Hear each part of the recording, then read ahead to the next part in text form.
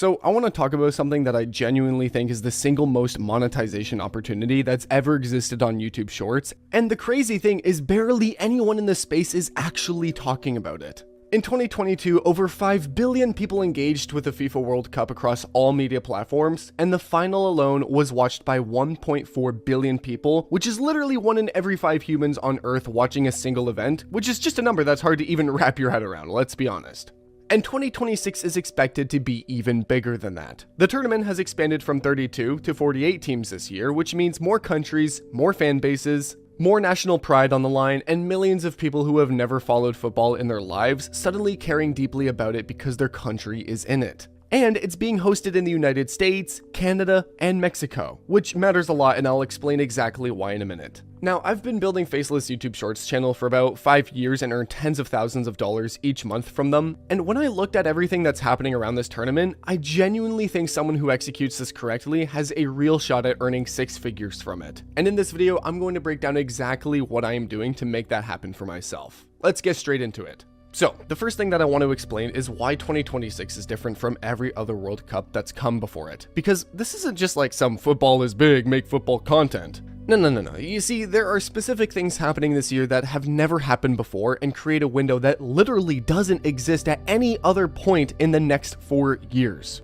Like, during the 2018 World Cup, YouTube Shorts didn't even exist yet. Then, with the 2022 World Cup, Shorts had just launched. It wasn't fully monetized yet. The algorithm was still being developed, and the whole platform was literally just still figuring out what short-form content even meant.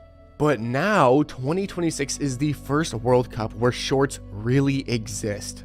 The algorithm is operating at full capacity, and creators actually have access to the tools and revenue sharing that make this worth doing. Now, that alone would be enough to make it interesting, but then something happened that genuinely changed the whole picture. YouTube just officially announced a partnership with FIFA, making YouTube the preferred platform for the FIFA World Cup 2026. And guys, I want to be really clear about what that actually means in practice, because, well, I think a lot of people will hear that and, well, just think that it's a corporate announcement that doesn't affect them. But it does, and honestly, significantly. What this partnership means is that YouTube's algorithm is going to be actively prioritizing World Cup content during the tournament. The platform is going to be surfacing and pushing football shorts in a way it has never done before because they have a commercial deal with FIFA. And it's in their interest to make the tournament as big as possible on their platform. And as part of the partnership, FIFA is unlocking its entire digital archive on YouTube. We're talking decades of iconic moments, classic matches, legendary goals, behind the scenes footage, literally all of it.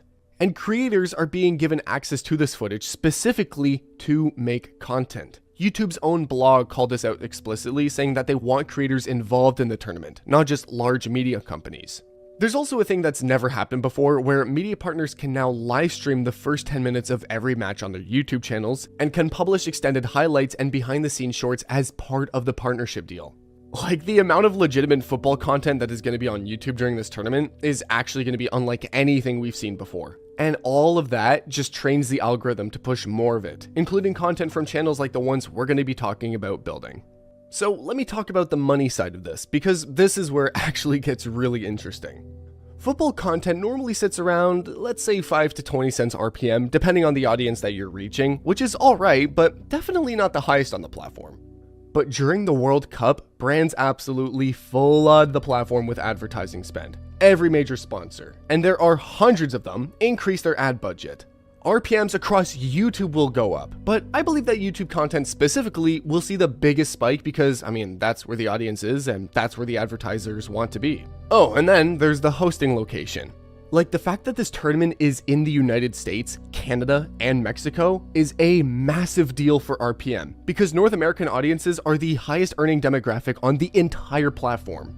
A video that reaches a UK or a European audience earns well, don't get me wrong. But a video that reaches a North American audience earns significantly more per 1,000 views. And for the first time ever, there's going to be a massive North American audience that's genuinely engaged with football content. Because in the US specifically, football isn't the primary sport, right? And most people in the country don't even follow it closely at all. I'll be honest, I'm one of them. But when the World Cup is happening literally in their own country, I mean, that changes overnight. Tens of millions of casual fans who have never watched a match in their lives are suddenly interested, curious, looking for content that explains the game to them and catches them up on what they've missed. And that specific audience, English-speaking, North American, high RPM, watching football content during the tournament is probably the most valuable combination of factors that exists on Shorts right now. I mean, come on, for example, let's look at these channels. You can see what's already working in the football short space, and this is literally before the tournament even started. The numbers that these channels are doing right now are going to look very different over the next month. Okay, so now let's talk about the actual content, because the football niche is broad and you can't just go around making football videos and expect to get anywhere. You need to actually pick a specific angle and, well, build around it. The ones I would focus on are these. Player stories are probably the most evergreen format in any sports niche, and football has more of these than almost any other sport in the world. Every country in the tournament has players with genuinely compelling stories that most people have never heard, and 48 countries means an almost unlimited pool of material to work with. Match and moment commentary is taking a famous moment, let's say a famous play, or even a controversy, a historical upset, something like that, and narrating it with your own take on it. And with the FIFA footage now allowed, I mean, there's more footage to work with for this format than has ever existed before for creators. Country and team stories are also incredibly powerful, specifically because of the 48 team expansion. A video about a smaller nation's World Cup journey, let's say their greatest moment, their biggest heartbreak, that video has a massive built-in audience in that country specifically. If Morocco qualifies, or, if some Southeast Asian nation makes it for the first time, a well-made video about that country's football story can reach millions of people who are desperate for that content overnight. Oh, and how football works explainers are something I think is massively underrated for 2026 specifically, because the US audience is going to be watching this tournament for the first time and may not understand the game deeply. So, content that explains formations, explains why the offside rule works the way it does, explains what makes a goalkeeper world class, that content is going to have an audience in America in 2026 that it has never had before. And then we got rankings, predictions, debate content. These drive comments naturally. They're easy to produce consistently.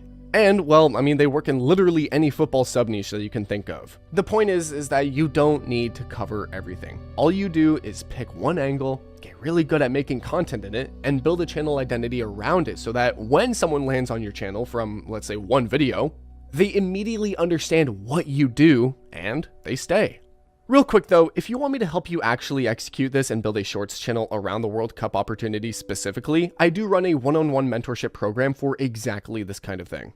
I'm already working with a handful of people in scaling their football niche channels, and I'm personally on track to do over 6 figures during the event. But if football isn't your cup of tea, shorts are still a massive opportunity. Take Chris, who came in with zero experience whatsoever and got his channel monetized in under 2 months. Or Mason, who's in school full-time, started this completely on the side and is now making more than his teachers every single month. You'll work directly one-on-one with me, and I'll work with you until you get results. The link is in the description to see if you're the right fit. Now, back to the video. Okay, so here's the practical side of this. What you actually do, in what order, and why the timing matters. The tournament runs June to July 2026. That's, well, roughly a 6-week window. And the channels that are going to make the most money during that window are, the ones that are already established, already monetized, and already have an audience before the first match even kicks off. YouTube needs time to understand your channel. The algorithm takes time to figure out what you make and who wants to watch it and how to push your content.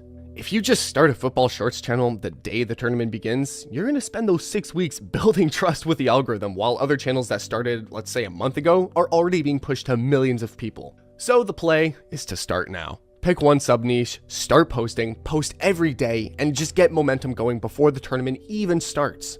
1 short per day minimum, ideally more if you can manage it. The more history your channel has going into June, the better position that you're in.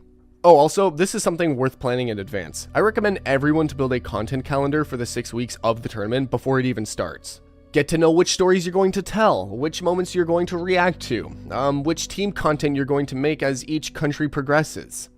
Like, the channels that are going to struggle during the tournament are pretty much the ones that are scrambling to come up with ideas in real time. You don't want to be that guy. But the ones that are going to do well are the ones that already know exactly what they're posting and when. One more thing that I want to touch on because I think people really underestimate this. Even if you don't hit monetization before the tournament, the channel you build during the World Cup is an asset that outlasts the 6 weeks.